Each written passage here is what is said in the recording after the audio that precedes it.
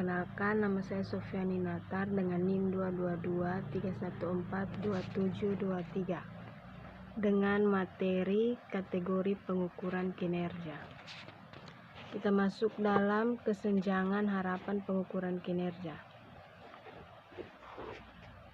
Expectation gap merupakan kesenjangan yang terjadi karena adanya perbedaan antara harapan masyarakat dengan apa yang sebenarnya menjadi pedoman mutu manajemen suatu organisasi yang menyediakan layanan publik.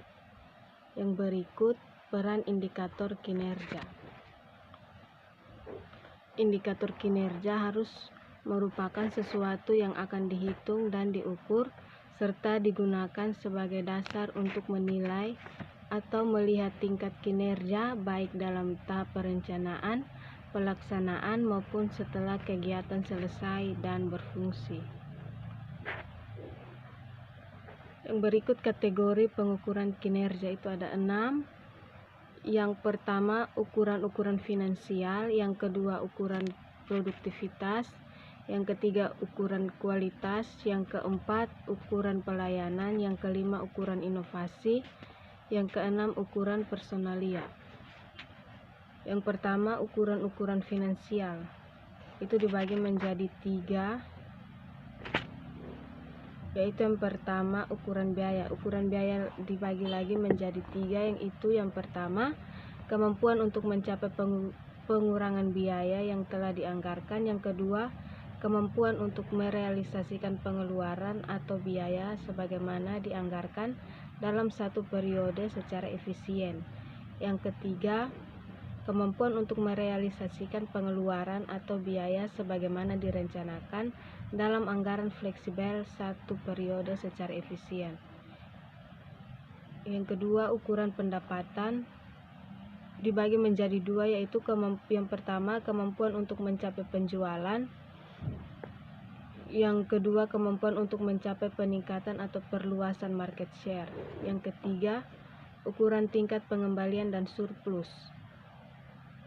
Yang pertama kemampuan untuk mencapai margin kontribusi sebagaimana ditargetkan, yang kedua kemampuan untuk mencapai tingkat surplus atau income tertentu sebagai ditargetkan. Yang kedua itu ukuran produktivitas dibagi menjadi beberapa, itu yang pertama tingkat pengurangan atau penurunan produk rusak atau cacat, yang kedua jumlah output yang bisa dihasilkan untuk setiap unit bahan mentah, yang ketiga itu ukuran kualitas.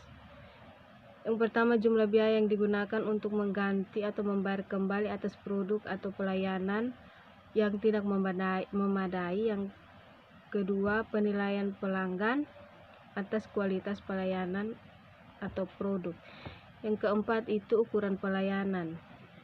Yang pertama persentase produk atau layanan yang disediakan secara tepat waktu, yang kedua kemampuan untuk memenuhi produk atau layanan yang dibutuhkan pelanggan atau masyarakat, yang kelima ukuran inovasi.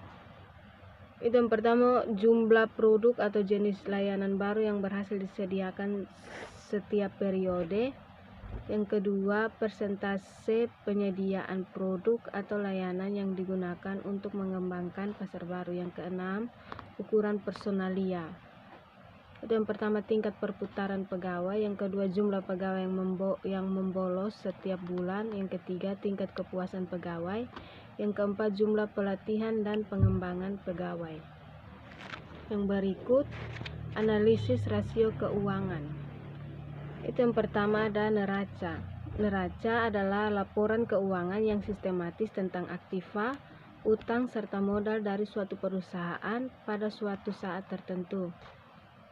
Yang kedua, laporan laba rugi. Laporan laba rugi adalah laporan keuangan yang secara sistematis menyajikan hasil usaha perusahaan dalam rentang waktu tertentu. Yang ketiga, laporan perubahan modal adalah laporan keuangan yang secara sistematis menyediakan informasi mengenai perubahan modal perusahaan akibat operasi perusahaan transaksi dengan pemilik pada satu periode tertentu. Yang keempat, laporan arus kas. Laporan arus kas adalah laporan keuangan yang menyajikan secara sistematis informasi tentang penerimaan dan pengeluaran kas selama satu periode tertentu. Yang berikut, pengertian analisis laporan keuangan. Laporan keuangan merupakan alat yang digunakan untuk memahami masalah dan peluang yang terdapat dalam laporan keuangan. Ada dua metode yang digunakan dalam analisis laporan keuangan. Metode yang pertama yaitu metode analisis horizontal atau dinamis. Disebut horizontal karena analisis ini membandingkan pos yang sama untuk periode yang berbeda. Disebut metode analisis dinamis karena metode ini bergerak dari tahun ke tahun. Yang kedua, metode analisis vertikal atau statis. Metode analisis vertikal dilakukan dengan cara menganalisis laporan keuangan pada tahun atau periode tertentu, yaitu membandingkan antara pos yang satu dengan pos lainnya pada laporan keuangan yang sama untuk tahun atau periode yang sama. Ada 4 teknik analisis yang termasuk pada klasifikasi metode analisis horizontal atau dinamis. Teknik yang pertama yaitu teknik analisis perbandingan, yaitu teknik analisis yang dilakukan dengan cara memperbandingkan laporan keuangan untuk 2 periode atau lebih.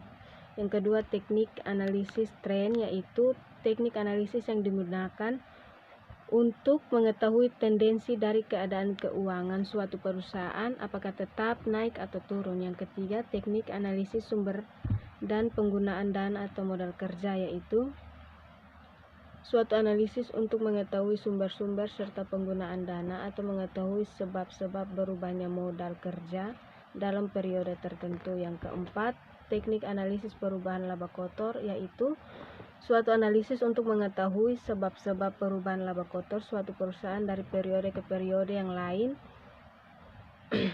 atau perubahan laba kotor suatu periode dengan laba yang dibudgetkan untuk periode tersebut.